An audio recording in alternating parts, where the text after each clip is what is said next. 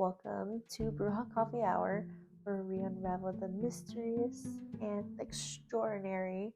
I'm your favorite spooky host, Dannie Oliveros. And if you're new here, hi, welcome. In this podcast, we talk about spooky stories and we sip our favorite brew beverages. So, if you like it, I made my own syrup. Oh, it's cute, right? Well, I didn't make it, I painted it. It's cute. I have like little ghosties on there. But yeah, so if you're new here, welcome. My name is Dannie, and I have a very cool story for you guys today. I am doing solo today. Normally I don't. I normally have a guest, but you know what? This is a way you guys get to know me better. Exactly. And before I start this spooky story, I do want to talk about the brew beverage I'm drinking. So normally I would drink coffee, but since it is kind of late and then also it's raining outside, so like what kind of person would not want like a tecito? I know a lot of Latinos, they like to drink coffee at night, but I'm just not that. I'm just not those. I can't drink coffee like I wish I could drink coffee with my tios at night with the pan dulces and all that. But unfortunately I can't. I'll be up all night. So I am currently drinking a lavender chamomile with vanilla syrup milk tea. It's actually really good and it's probiotic, so it's great for the health gut girlies, you know. And then also by the time I finish this, I'll be ready to go to sleep after. So yeah. Alright. So today's story, we are diving deep into the haunting tale of La Pascualita. Pascualita. Alright, I thought I read that wrong. No, I said that right. Sorry. I'm not afraid. Okay. While we're sipping on our special brew beverages, so if you guys are drinking hot chocolate or coffee or iced matcha, it don't matter. Whatever is your favorite brew beverage. So let's hop on to this story and check out this uncanny spooky story.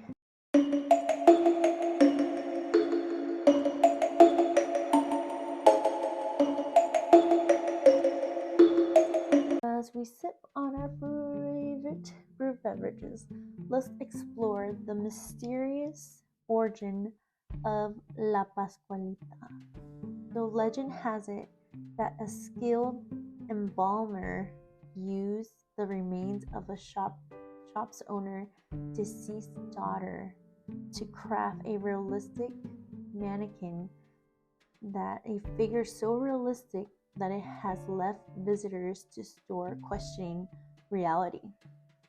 So from what I remember from the story, I heard different tales of the story. So the story, it comes from Chihuahua, Mexico, and it's about, from what I was told, that it was about a girl who was supposed to get married. Her mom owns like those boutique shops, like, you know, for wedding dresses, for proms and stuff like that.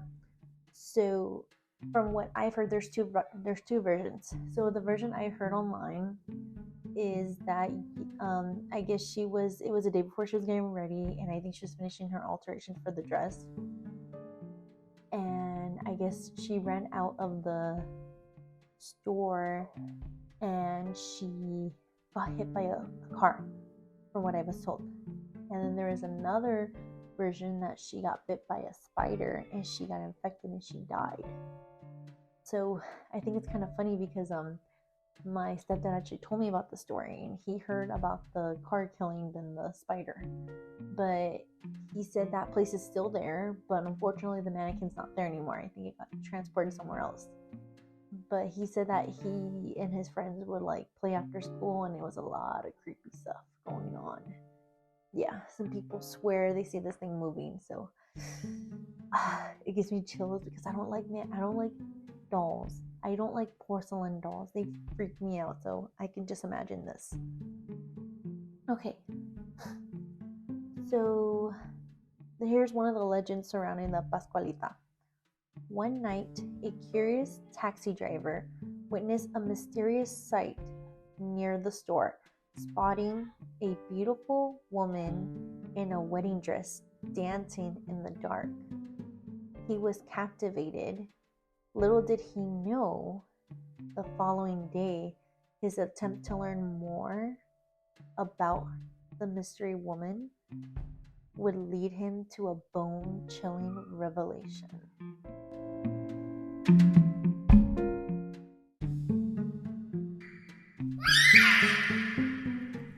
I'm pretty sure he did. Okay. The woman he saw wasn't a living being. It was La Pascualita herself. Imagine the shock as he realized he had fallen for a mannequin, all while he enjoyed the comforting warmth of... Oh, I messed that up. I'm sorry. So he had fallen for a mannequin. I think that's super creepy. That's super creepy. But whatever. So yeah, I heard a lot of stories that some of the locals say that they would go and see the mannequin like move its fingers, because they said it's so realistic that even the fingers look like her fingers, the shop owner's deceased daughter. That's how creepy this thing is.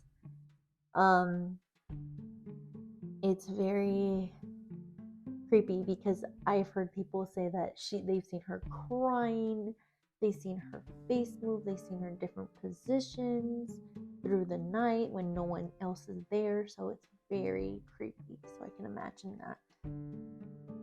So as we discussed, the Pascualita alleged human-like qualities, reports of changing positions, blinking eyes, even shedding tears and having circulated. Oh my god, I can't imagine that. Just tears on a doll. It just freaks me out.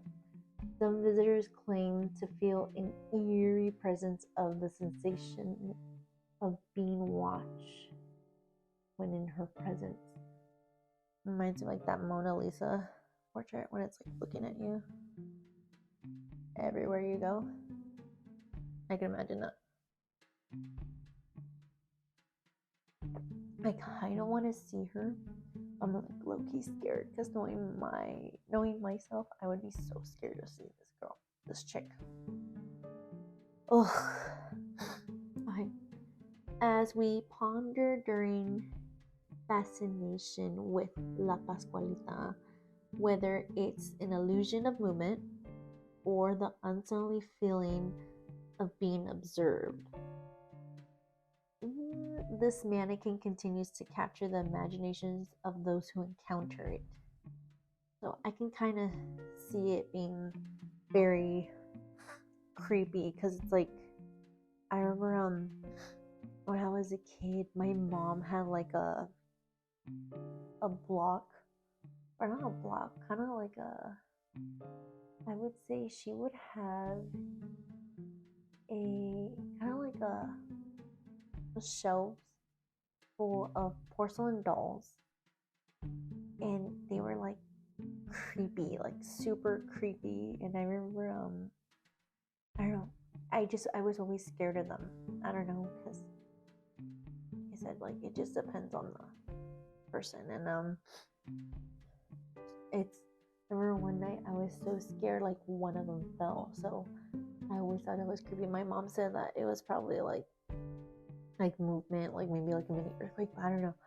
I don't know how a doll is gonna fall off the shelf, especially those porcelain ones.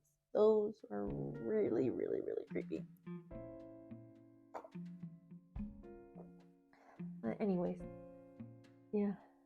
These were some of the stuff I've heard. So I do have questions for you, spooky babes, because unfortunately, yeah, I don't have a guest here. So my question is like, do you believe in this legend? Do you believe that, like, truly, do you think this mannequin can move on it, not move on its own, but do you think it can like shed a tear and stuff like that, if that makes sense? Kind of curious about what you guys would like to know, so it's like, how do you personally view as a legend? Like, do you think it's more like a creepy story to tell folks, like, hey, like, be careful. Or just like, you know how people are, especially in little small towns. Well, I don't know if this is a small town. I could be wrong. It could be very like creepy, very just like maybe just like I don't know, like a rumor, scary rumor.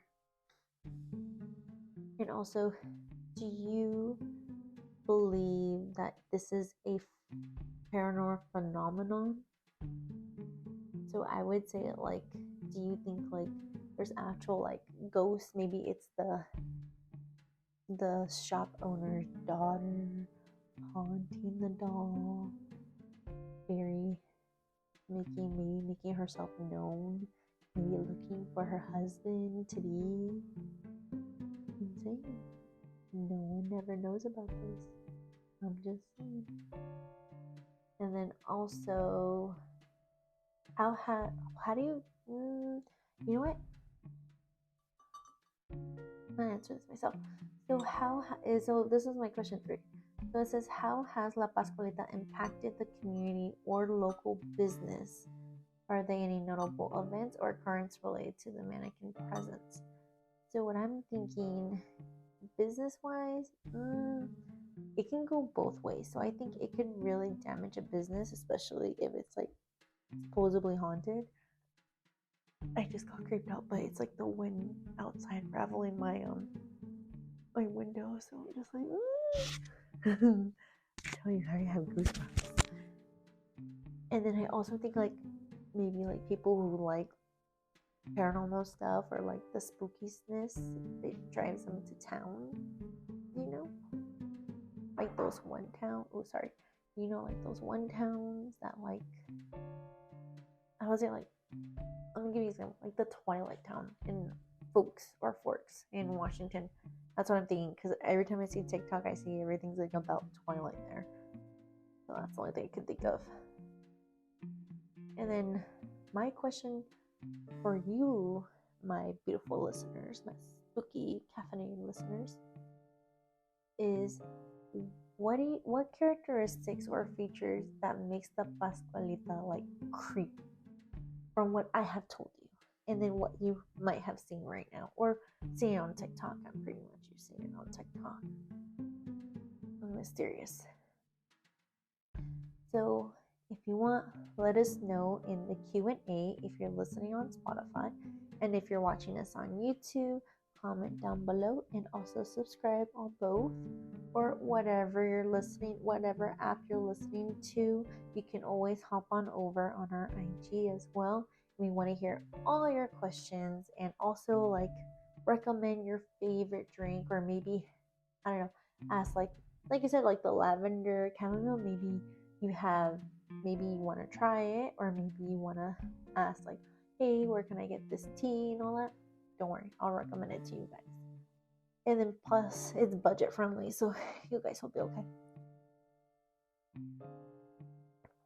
So I just want to say thank you, Spooky Bays, for joining on me on this terrific and spine tingling journey. I know that was cringy, but well, through this world of tea and spooky landas.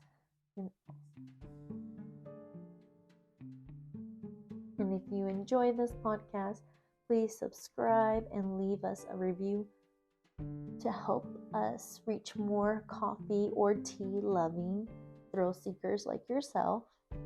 Connect with us on social media to share your own eerie experiences or suggest topics in future episodes. And remember, as you sip through your favorite brew, keep an eye out for unexpected and embrace the thrilling moments that come your way. Bye.